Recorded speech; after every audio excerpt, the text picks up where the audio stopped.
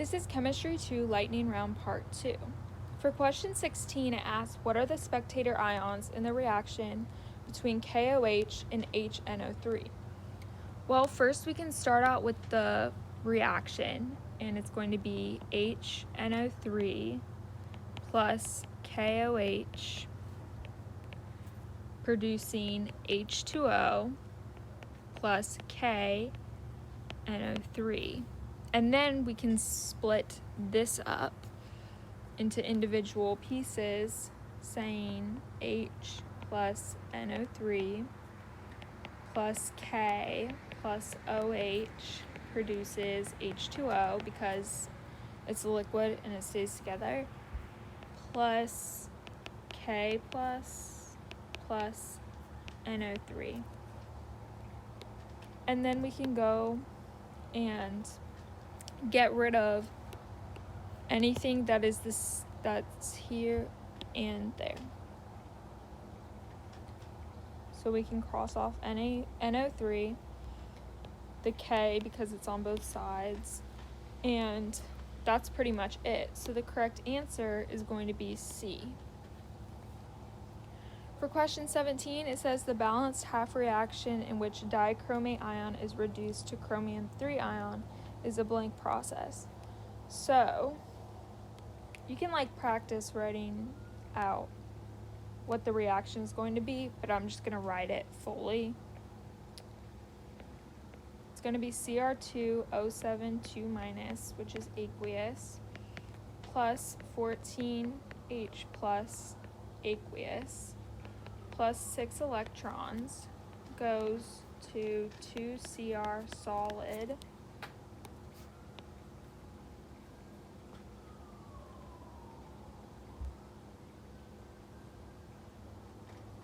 and then we are going to add 7 H2Os, and that's liquid.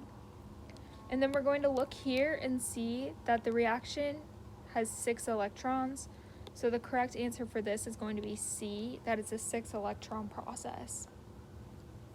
For question 18, it says the reaction A goes to B is second order in A, which plot would be linear? This is something you should know, and you should know what the graphs look like for all of the rate orders. But for a first order reaction, or this is actually second order, the second order reaction, the plot that would be linear would be C, 1 over the concentration versus time.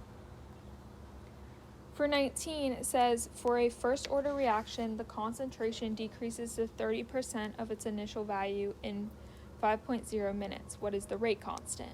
So we're going to use this equation right here, which is the ln in parentheses, the final concentration over the initial concentration equaling the negative rate constant times the time. So in our question, we are given that it decreases to 30%, so that's how much we have final. And initially we had 100%, and then negative K because we're trying to find the rate constant, and we're given the time, which is 5.0 minutes. And we can divide both sides by negative 5.0, and we will get that K equals 0.24 minutes to the negative 1. So the correct answer is going to be B. For 20, it says, which of the following are strong electrolytes? So what I've written here is that strong electrolytes are ionized completely in their aqueous solutions. So basically we're looking for anything that's like a strong acid. So we can get rid of I or 1 and 2 because those are both weak. But we see here that 3 and 4 are going to be strong electrolytes. So the correct answer is going to be C. For 21, it says, what is the concentration in molarity of hydroxide ions in a solution at 25 degrees Celsius with a pH equaling 4.282. So to set this up, we're going to do POH equaling 14 minus 4.282, which is going to equal 9.718. And then the concentration of OH minus is going to equal 10 to the negative POH. So it's going to be 10 to the negative 9.718, which is going to equal 1.91 times 10 to the negative 10th. So the correct answer is going to be C.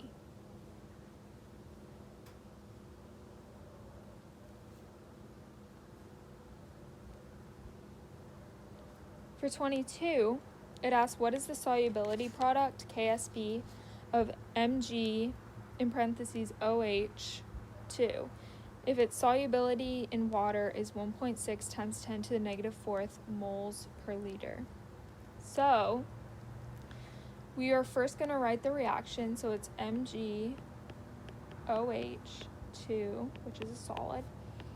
We give it 2 arrows, and it's Mg2 plus aqueous plus 2OH minus, which is aqueous.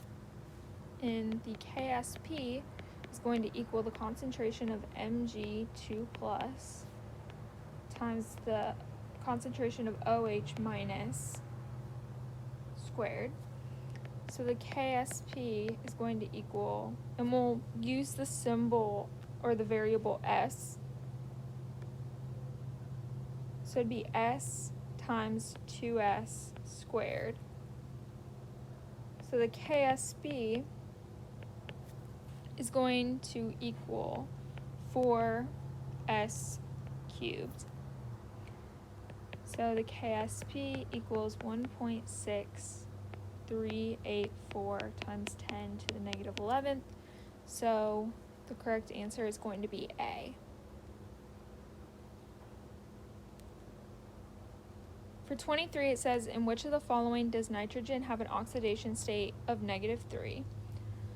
So for this, we see that for option A, which is NH4Cl, Cl has an oxidation number of -1, H has an oxidation number of +1, and that means that nitrogen is going to have an oxidation number of -3. For B, nitrogen is going to have an oxidation number of +3. For C, nitrogen is going to have an oxidation number of +1. And for D, nitrogen is going to have an oxidation number of +4. So when we look at this, we can just see that option A is correct because nitrogen has an oxidation number of -3. For 24, it says, for the reaction, this reaction right here, K equals 1.7 times 10 to the 7th at 25 degrees Celsius. What is the value of delta G in kilojoules? Well, we know that K equals 1.7 times 10 to the 7th. We have to know what the R value is, which is a constant, so it's 8.314 times 10 to the negative 3rd kilojoules per mole. And the temp is 25 degrees Celsius, but we add it to 273 Kelvin to get 298 Kelvin. And then we use this formula. Delta G equals -RT ln K. And the delta G is going to equal -8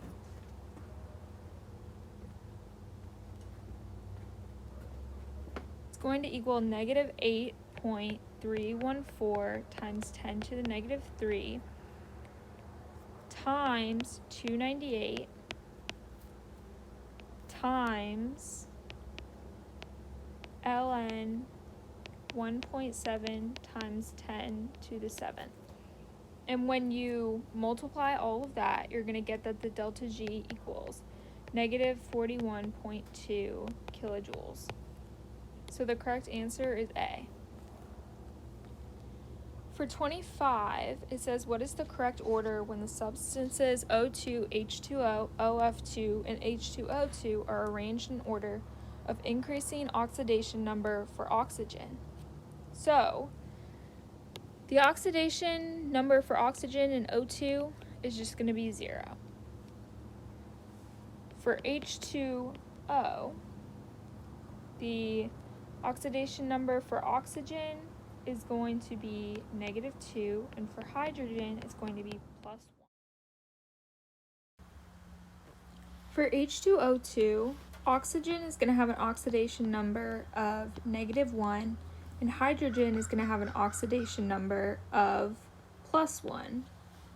For OF2, oxygen is going to have an oxidation number of +2, and fluorine is going to have an oxidation number of -1.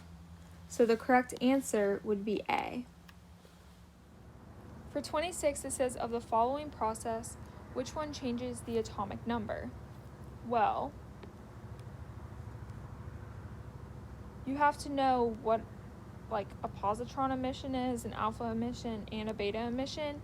And when you know all of those, you'll see that all of them change the atomic number. So the correct answer would be all of the above.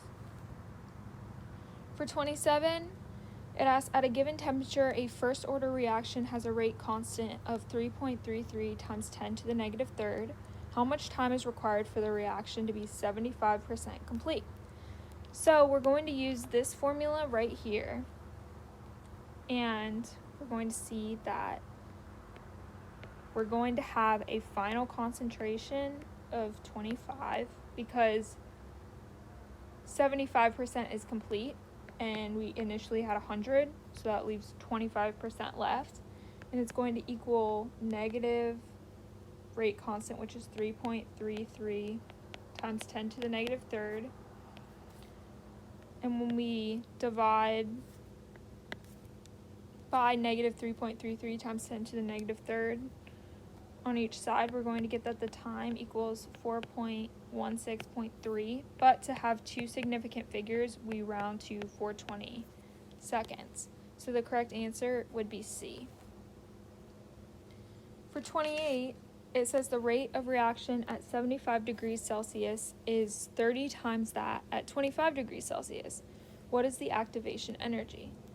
So we're going to set it up as ln 30 equaling the activation energy